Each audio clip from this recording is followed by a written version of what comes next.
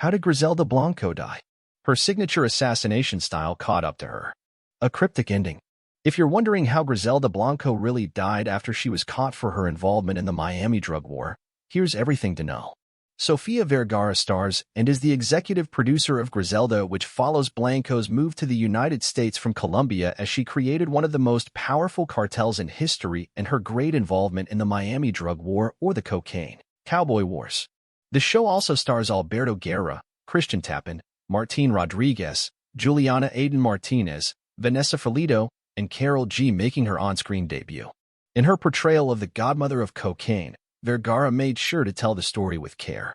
These sort of real-life characters always have to be larger than life and enigmatic, in a way, she said in a press statement. If you're familiar with any other narco stories, you know that these people would always come up under the guise of helping to build up their communities and employing a lot of people in need.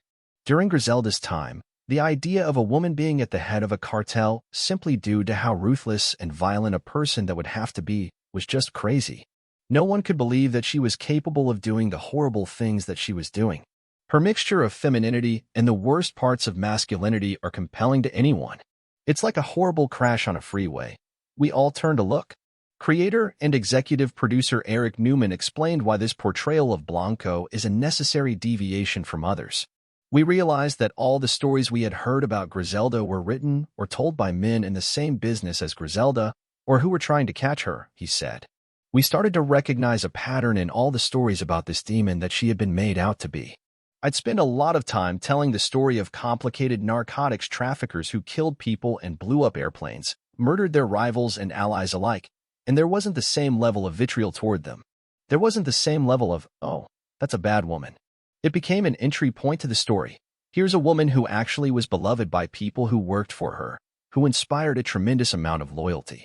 So how did Griselda Blanco die? Read more to find out. After her prison release, Blanco was deported back to Medellin, Colombia, where she reportedly lived a quiet life. She was killed on September 3, 2012, in the same assassination style that she was often credited with, shot down by two assassins on a motorcycle. She wasn't hiding. Not at all, former agent Bob Palombo told The Independent. She was killed at the marketplace, the butcher shop, and according to my sources, she lived a well-respected life in the community.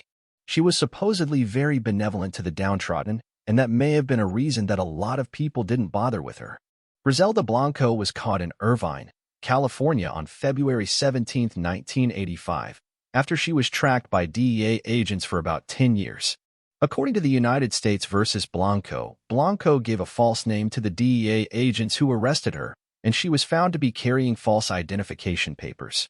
She was pretty tough and standoffish, a typical Colombian move, I would say, nonchalant, not really showing any real emotion, but when we put her in the car, I was in the back seat with her, and the other agent was driving.